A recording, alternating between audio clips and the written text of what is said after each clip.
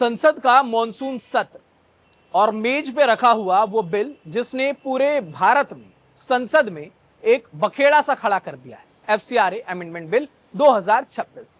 जी हाँ, इस बिल का नाम आपने सिर्फ भारत में नहीं, अब अमेरिका में भी सुना होगा, जब ट्रंप के सांसद तक को इस बिल से एक दुख पहुंचा। लेकिन अब सोचने वाली बात यह है कि जिस बिल की बात संसद में की जा रही थी, जहां यह कहा जा रहा था कि हम बहुमत में सरकार चला रहे हैं, हम कोई भी बिल पास करा सकते हैं, तो वहां पर एफसीआरए को लेकर के गतिरोध इतना ज्यादा बढ़ गया कि ये जो एफसीआरए है इसको जेपीसी में भेजना पड़ गया। जेपीसी यानी कि ज्वाइंट पार्लियामेंट्री कमेटी। अब इसमें जब ये बिल भेजा गया है तो समझेंगे कि आखिरकार इस बिल के अंदर एफसीआरए में ऐसी क्या चीजें हैं जिसको लेकर के विपक्ष इतना परेशान है। जेपीसी में इस बिल को अगर भेजा गया है तो उसकी वजह क्या है, और जेपीसी में भेजने के बाद आखिरकार ये बिल कब तक इस पर कोई जो स्पष्ट निर्णय है वो लिया जाएगा, सारी बातें समझेंगे। इस वीडियो को अंत तक जरूर देखिएगा। नमस्कार, मेरा नाम ऋतिक ठाकुर और आप देख रहे हैं न्यूज एक्सप्रेस।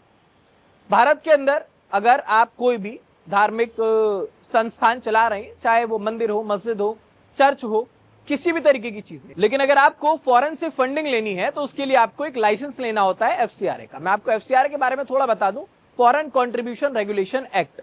अब इसी में अमेंडमेंट को लेकर 2026 के बहुत सारी बातें हुई। सरकार ने कहा रक्षा के दृष्टिकोण से ये बिल बहुत जरूरी है और ट्रांसपेरेंसी इससे हम बढ़ा सकेंगे।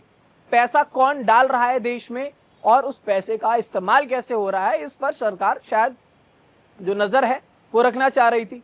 अब क्योंकि एफसीआरए बिल जब देखते हैं तो लगता है कि शायद नहीं ये ठीक है।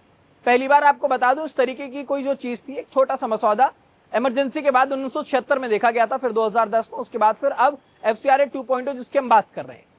अब इसमें बहुत सारे संशोधन जो हैं वो भी किए गए हैं, कुछ प्रावधान भी इसमें रखे गए हैं जिनको लेकर के सबसे पहले जो विरोधी हैं वो विपक्ष है। विपक्ष बार बार कहता है कि ये जो आप बिल ला रहे हैं इससे ईसाइयों को सबसे ज्यादा दिक्कत होगी और उसके बाद पूर्वोत्तर के राज्यों को बहुत ज्यादा दिक्कत होगी। तो इसी पर सरकार ने भी अपनी तरफ से बातें की, इसको जेपीसी में भेजा गया। मैं पहले आपको ये बता देता हूं कि आखिरकार ये जो बिल है एफसीआरए का, इसमें वो कड़े नियम कौन कौन से। डेजिग्नेटेड अथॉरिटी, अगर किसी एनजीओ का एफसीआरए लाइसेंस रद्द या फिर सस्पेंड होता है तो उसकी सारी विदेशी संपत्ति और बैंक खाते सरकार द्वारा बनाई गई अथॉरिटी के कब्जे में चले जाएंगे। सजा का नया नियम, उल्लंघन करने पर अधिकतम सजा 5 साल से घटाकर 1 साल का प्रस्ताव, लेकिन राज्य पुलिस या फिर जांच एजेंसियों को कार्रवाई से पहले केंद्र सरकार की मंजूरी लेनी होगी। तीसरा, धार्मिक स्थलों की सुरक्षा का दावा। सरकार का कहना है कि अगर किसी भी संस्था के पास चर्च, मंदिर या फिर कोई भी धार्मिक संपत्ति है तो उसके धार्मिक स्वरूप को बरकरार रखा जाएगा। अब ऐसे में ये देखने में लगा कि शायद ये जो बिल है ये तो बिल्कुल सही है। सरकार पारदर्शिता बनाना चाहती है, सरकार इसमें जो नियम है वो ठीक तरीके से रखना चाहती है ताकि कई जो विदेशी फंडिंग यहाँ हो रही है वो उस फंडिंग के जरिए देश में दखल देने की कोशिश करती है और सरकार ये चाह रही है कि ये जो दखल देने की कोशिश की जा रही है हम इसको खत्म कर दें। लेकिन हम इन सारी बातों के बीच जो विपक्ष है वो भी विरोध कर रहा है, उनका क्या तर्क है आपको ये भी बताते हैं। अल्पसंख्यकों और ईसाई संगठनों का विरोध इसलिए है क्योंकि उनका कहना है कि नए कानून से मिशनरीज, ईसाई अस्पतालों और स्कूलों को मिलने वाले विदेशी दान पर पूरी तरह से ताला लग जाएगा। मिजोरम के मुख्यमंत्री लाल दुहोमा और ईसाई प्रतिनिधियों के प्रतिनिधिमंडल ने भी खुद गृह मंत्री अमित शाह से मुलाकात की।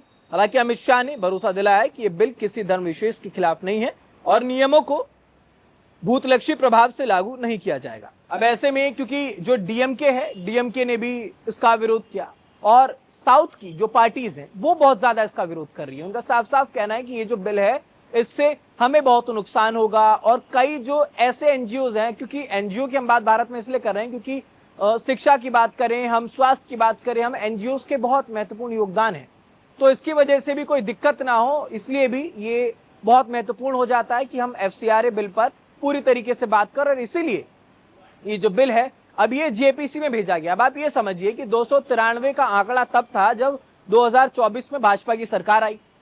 अब उसके बाद कई सांसद जो हैं वो और बढ़े भी हैं, बावजूद इसके इस बिल को जेपीसी में भेजना पड़ा। अब आप ये समझिए जेपीसी में अगर जाता है तो ज्वाइंट पार्लियामेंट्री कमेटी में जब कोई भी बिल पहुंचता है तो वहां पर लोकसभा के और राज्यसभा के कुछ सांसदों का चयन किया जाता है और उसके बाद वहां पर यह बिल पेश होता है और उसके बाद फिर अमूमन तौर पर यह देखा जाता है कि इस बिल का जो निर्णय आने का समय होता है वो अगले सत्र के समय होता है। यानी कि अभी तो मॉनसून सत्र चल रहा था तो अब लगभग ये माना जा सकता है कि इस बिल पर जो निर्णय है वो शीतकालीन सत्र तक आएगा, यानी कि ठंड तक। अब ये भी बात हो रही है कि शायद हो सकता है ये जो बिल है अब ये ठंडे बस्ते में ना चला जाए। अब विपक्ष इस पर बार बार कह रहा था कि चिंतन करने की जरूरत है, विपक्ष कह रहा था कि बिल तो वापस ही ले लेना चाहिए, लेकिन टीएमसी की तरफ से कहा गया कि नहीं, इस बिल पर आप जेपीसी में जा सकते हैं। अब भाजपा की सरकार, एनडीए की सरकार होने के बावजूद अब ये बिल जब जेपीसी में जाएगा तो ये देखना होगा कि वहां पर किस तरीके की चर्चा होती है और ठंड आने तक इस एफसीआरए बिल पर क्या निर्णय निकल कर आता है। लेकिन फिलहाल ये तय है कि इस एफसीआरए पर लगातार जो घमासान है वो देश भर में चल रहा है। अब इस पर जो भी अपडेट होगा आप तक लगातार पहुंचाएंगे। देश दुनिया से जुड़ी तमाम खबरों के लिए देखते रहिए न्यूज एक्सप्रेस।